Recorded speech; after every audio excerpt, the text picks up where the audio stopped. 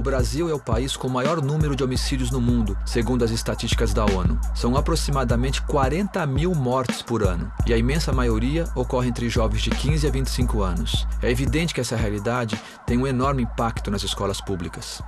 De repente vinha um grupo de pessoas da comunidade e roubava 21 computadores que nem estavam conectados ainda.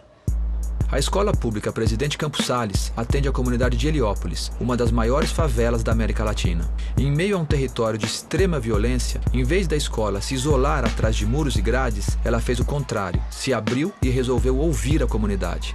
Nós atravessamos Heliópolis, então nós passávamos nos bares, passavam as pessoas que nós encontrávamos na rua, a gente falava, os filhos de vocês foram roubados. E aí, depois de uns 3 dias, vem um carro e uma moto e me fecha aqui na rua.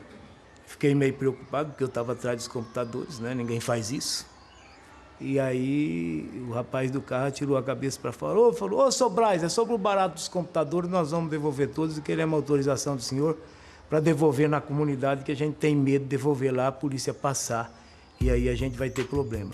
Aí devolveram os computadores. A segurança da escola não são os muros. Então aí a gente deu uma resposta para a comunidade. A gente pegou e derrubou os muros. E por isso a nossa escola hoje é considerada a escola sem muros. Quem educa não é a escola, quem educa é a comunidade. A gente tem que tirar os muros das escolas. As escolas têm que se abrir para o seu Manuel da padaria, para os garotos que não estão na escola terem vontade de ir para a escola. Ela não tem que ter muro, ela tem que ter arte, ela tem que estar integrada. O que me dá ânimo no projeto da escola é que nós estamos levando aqui alunos a ser sujeito. Essa escola, no início do ano, o salão, que tem uma média de 100 alunos cada um, elege uma comissão mediadora de alunos. Eu sou vereadora, aí a gente faz assembleia e se a gente concordar, os vereadores concordar e a prefeita também, a prefeita assina e aquela regra já tá valendo. A comissão é a coisa mais importante daqui da escola, eu acho. Esses alunos têm o poder de convocar, inclusive, professor que pisa na bola, de convocar pai. Tem a responsabilidade de chamar pai para ver se tem algum problema com a criança, com o aluno. É difícil a gente ver a escola assim, ter cargo para as crianças dentro da escola. Porque na escola dela mesma, ela mesma pode resolver as coisas. No ano de 1999, teve o último toque de recolher aqui de Heliópolis, que paralisou Heliópolis inteiro. Então, as escolas fecham à noite. E Campos Sales, a escola funcionava normalmente. Numa quarta-feira de 1999, começou um tumulto nessa parte de baixo. Um ou outro aluno querendo ir embora mais cedo. E eu, na hora, eu falei, isso vai crescer, a pressão vai ser grande e nós vamos fechar.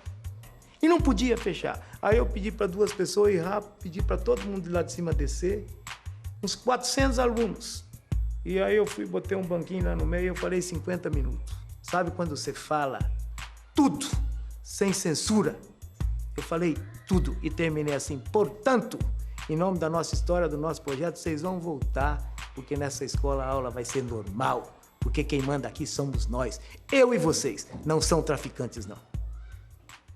Subiram todo mundo quietinho para a sala de aula. E aí eu fui para a minha sala, senti um oco, um vazio. Eu queria fazer um buraco, entrar dentro e não sair nunca mais. E eu pensava, com que cara eu vou voltar aqui amanhã? Chegaram 6 alunos na minha sala. Não da noite. Alunos do curso regular que eram do Grêmio, que na época tinha um Grêmio que funcionava muito bem. A gente veio aqui dizer para você que você pode ir embora para sua casa sereno e tranquilo, porque o projeto da nossa escola não vai morrer, porque nós não vamos deixar. E o José Orley falou aquilo, a vida voltou plena, entendeu? Eu fui pegar a perua, eu fui embora para casa sereno e tranquilo. Aprendi a maior lição da minha vida. Ninguém é líder a todo momento. Numa escola, a liderança migra. Numa hora é um professor, numa hora é o diretor mesmo, numa hora é uma coordenadora, numa hora é um pai, numa hora é um aluno. E o líder, a principal característica de um líder é manter a esperança do grupo. E aquele dia, José Orley, 13 anos de idade, foi o meu líder. Manteve, inclusive, a minha esperança. Que nem o Braz mesmo, diretor da escola, ele diz assim que a gente quer ver a gente sendo responsável, ter nossas próprias atitudes. Se a educação não tiver a serviço da transformação social, ela não tem razão de ser. Só que não é qualquer transformação social. É uma transformação social com base na democracia, com base na justiça, com base na autonomia, com base na responsabilidade e com base na solidariedade. E quando a gente pensa em autonomia, responsabilidade e solidariedade, a gente está pensando numa ética. Ética. Eu acho que é o que a gente querer o melhor de outra pessoa, a gente querer ajudar. Em geral, a maioria das escolas hoje não trabalha valores, não trabalha essa questão, entendeu? Vai falar de paz depois que houve violência, vai falar de propriedade privada depois do roubo, vai falar da verdade depois da mentira, mas os valores não estão. Então, às vezes, eles estão no folder, né? Aqui nós fazemos, né? Criamos cidadãos, educamos cidadãos. Mas você vai perguntar qual que é a estratégia para realmente você formar cidadãos? Não está clara. Perguntas que uma escola tem que fazer para si mesma. Que tipo de ser humano eu quero formar? Que valores essa escola carrega e quer e incentiva? Como eu quero que as relações aconteçam aqui? O que eu penso do mundo? O que eu penso da sociedade? Que mundo eu quero ter?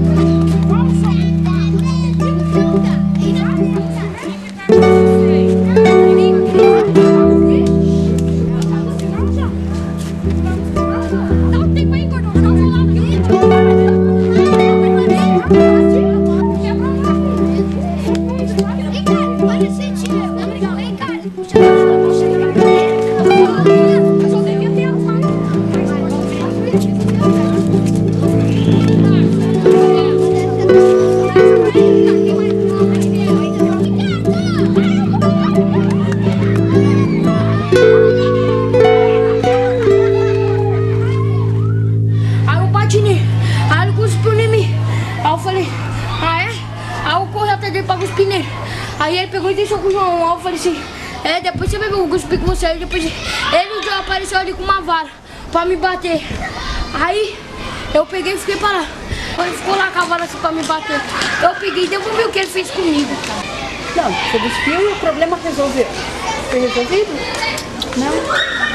Não. Pedir desculpa, como você bem colocou, ela tem que estar. Primeiro a criança tem que entender o que é que ela fez, qual é a consequência, para depois poder tentar resgatar aquilo, né? E que a desculpa em si só às vezes não é o bastante. Eu vou precisar ou consertar ou rever alguma coisa. E que procedimento eu uso. Então, se eu só peço desculpa e isso é o bastante, pronto, eu já esqueci de tudo que eu podia ter aprendido com essa situação. Já ignorei. Então tem que tomar cuidado, porque a desculpa muitas vezes ela faz a gente pular a parte importante, que é de rever, resgatar, né, reconstruir, entender a consequência. Ele falou, ele e o Ricardo falou, ele tá aqui, fala com ele agora. Você falou assim, então gosta. Eu falei. Aí eu falei assim, eu falei o quê? Você queria cuspir no Ricardo? Eu falei pra você cuspir. Não, mentira. Aí você falou assim. Ele não falou, também se cismou. Eu tava ali. Peraí só um pouquinho, só um minutinho. Aí, você quer participar? Então vem aqui e a gente vai combinar uma vez de falar. E a gente vai falar com o outro, não do outro, tá bom? A questão tempo é um problema, porque as escolas, as professoras têm lá tudo que elas têm que oferecer, têm que ensinar, é um monte de coisa, é uma correria. Então, quando dá um problema e as crianças, professora, ele fez tal coisa, ele me bateu, ele me xingou, a professora vira e fala, isso não se faz, isso é feio, vai lá, pede desculpa, fulano, resolve isso, né? Não faça assim, não faça assado. É rapidinho para ela fazer essa intervenção, à distância, mas a chance disso acontecer muitas vezes depois é enorme. Diferente dela chegar e se colocar no papel de mediador mesmo, que o adulto tem que ser para resolver essas situações. Então, aconteceu um conflito, esse conflito passa a ser objeto de estudo e para o aprendizado das crianças. Tem que ser encarado dessa forma. Então, a professora vai lá, escuta uma criança que trouxe a queixa. Enquanto isso, a outra criança que está sendo acusada, né, também vai fazer um exercício de escuta, porque vai ouvir como foi que o outro encarou a atitude dele. Depois que um falou, o outro fala, porque existe isso, cada um tem sua vez, as pessoas precisam se ouvir e escutar também é um aprendizado importante para a vida. E depois que os dois falaram o que aconteceu e aumentou já um pouquinho a consciência, porque às vezes um viu a situação de um jeito totalmente diferente do outro, né? A professora pode lançar a proposta. Então, como é que a gente faz para resolver isso agora? Mas quando a gente não gosta de alguma coisa, o que a gente tem que fazer, Ricardo? Sei lá, falar. Eu não gosto dessa brincadeira. Isso! Tá vendo? Se você dissesse pra ele num momento assim, olha... Guilherme, eu não gostei de você ter segurado no meu pescoço. O que você ia fazer, Guilherme, se ele tivesse te falado, ao invés de te machucar? Eu ia falar, então para de atrapalhar. Aí ele ia pedir pra você parar de atrapalhar o que estava acontecendo. E você? Eu tô atrás para não atrapalhar. Eu vou sair de perto. Você pensaria nisso? Estão vendo onde está o problema? Não sai bater papo. Tudo começou pela falta de respeito. O respeito. Quando você chama ele de gordo, ele fica ofendido, você desrespeitou ele. Aí ele não soube conversar com você, grudou pelo seu pescoço. Mas todo mundo chama ele de gordão? É, mas é por isso que você vai chamar também? Hã? Então, Ricardo, agora é hora de você conversar com todo mundo que chama de gordão e explicar que você gosta. Não, chamar de gordão, você vai chamar... Você tá pagando o seu gordo. O que você acha, fulano, né, que seu colega precisa fazer para você se sentir melhor? Né? O que você, né, que foi tido aí como o agressor ou quem, você acha que pode ter sido feito diferente para que isso não acontecesse? E ouvir as crianças falarem, né? As crianças precisam manifestar, depois dessa observação da situação, compreensão do que aconteceu, qual é a ideia, a sugestão que eles têm para aquilo. Aí sim, como mediador, o professor pode colocar quais seriam as dificuldades da estratégia que eles propuseram ali no momento, quais eram as dificuldades ali que as crianças queriam resolver, e como será que aquilo vai dar certo, então vamos tentar, vamos lá para esse exercício, né? Sem ela baixar ali um decreto do que como é que aquilo deve ser resolvido. Sempre vai ter alguém para conversar. Mas uma hora não vai dar, né? Aí alguém vai ter que partir para agressão. Você acha que alguém sempre vai ter que partir para agressão? Não sei, isso o cara não obedece. E a gente tá pedindo por favor, ele não obedece nunca. E você já tentou pedir ajuda? Se você então aí, nesse momento que você pediu, não aconteceu, você sair fora, não é melhor do que provocar uma situação? Se você não tem ajuda para conversar, você vai ter ajuda para alguém, para não se bater ou para te proteger? Vai ser mais difícil, não é? Estão tranquilos? Com certeza isso vai levar muito mais tempo do que ela emitir de longe um fica quieto e pede desculpa, né? Mas é mais eficiente em termos de educação, porque essas crianças numa próxima situação vão tentar resolver sozinhas, vão usar esse modelo que foi oferecido pela professora ou professor, né, para resolver conflito. Então, será que o outro entendeu o que eu quis dizer? Né? Ele se sentiu ofendido porque, né? Então, mas não era a intenção. Então, vamos rever que de outra maneira eu posso falar aquilo. É só assim que vai dar para construir, quando as pessoas pararem para conversar e se ouvir, né? Aí nós vamos saber o que a gente quer ensinar e o que a gente quer aprender. O conflito ele existe diariamente. O conflito ele não tem fim. Só da pessoa dizer o que sente, o aluno dizer o que está sentindo, ele já melhora, já muda, porque tem alguém escutando. Foi o que fez a professora Camila quando assumiu a turma que ninguém conseguia controlar. Você consegue levar ao fim uma aula com essa molecada aqui? Consegue? Consigo. Antes eu não conseguia. Esse curso de mediação faz a gente enxergar o quanto é importante a gente parar para ouvir. Dia de formatura, uma turma de professores mediadores e mais 30 alunos recrutados com o mais improvável dos critérios. Eles foram escolhidos para esse projeto por eles serem líderes negativos. Então o que a mediação fez? Foi pegar um potencial que esse menino já tinha de liderança e colocar a nosso favor. Ex-bagunceiro, Alair agora exporta a mediação. Não só na escola, como em todo lugar. Serviço, em casa, na rua. Onde que eu vou, sempre tem um conflito a mediar. Ah, você virou mediador 24 horas? 24 horas online. E até o impossível aconteceu. A brigona Camila virou zen. Por incrível que pareça, né? Sou mediadora. A diretora se espanta. era terrível. Ela enfrentava a professora, ela enfrentava a direção. O pai nem reconhece. Digamos que, como todo adolescente rebelde, ela também não ficava atrás, né? Não que a vontade de brigar tenha assumido por completo. Primeiro eu respiro, eu lembro do que eu já fiz e eu lembro do que eu posso fazer, do que eu posso mudar. Mas a transformação de Camila é bem maior do que o seu pavio curto. Você aprende a ver o mundo diferente. Você aprende a dialogar, uma coisa que é muito raro você ver, entre adolescentes, principalmente na escola. A façanha de conter a violência num contexto de pobreza, tensão social e hormônios explosivos talvez se explique mesmo pela descoberta do afeto cada vez que um conflito chega ao fim. As minhas amizades eram aquela só de bater. Se você não fizer isso comigo agora, você não é minha amiga. E hoje já tem.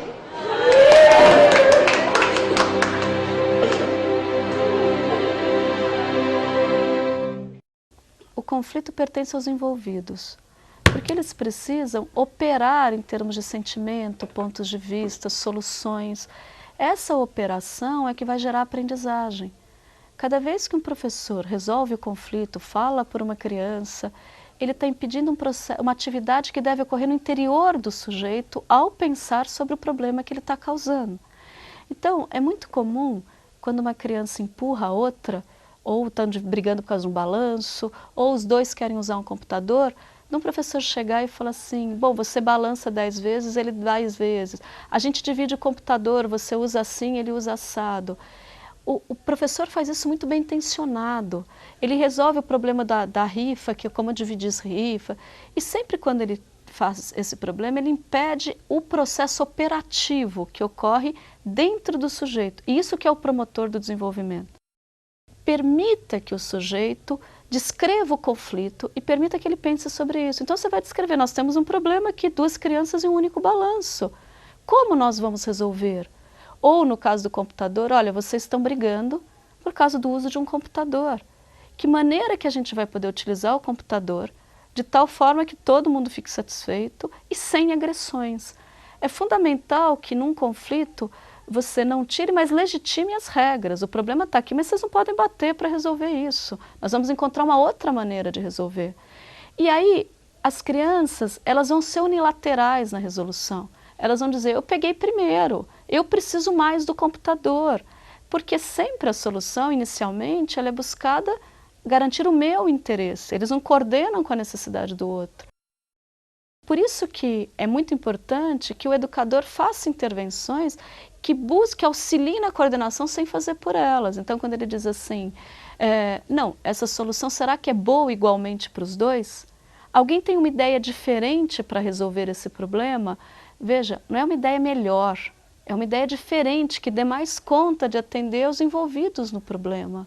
Então a mediação, ela passa na descrição do problema sem julgamento de valor, sem tomar partido, porque quando você toma partido, você acirra as hostilidades. Por exemplo, se você coloca, por que você sempre está provocando, né? Tinha que ser você.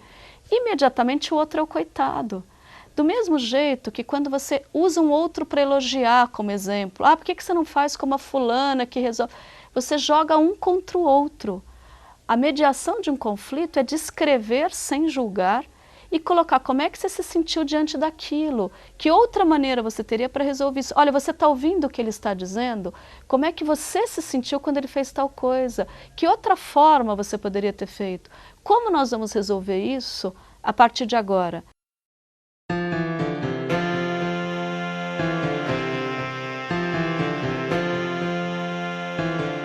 Dois alunos brigam no pátio da escola e um fala assim, você me chamou de animal. Então eles se pegam e se agridem. Como a escola faz intervenções geralmente punitivas, eles viram, a partir de então, eles aprendem rápido, eles dizem, te pego lá fora.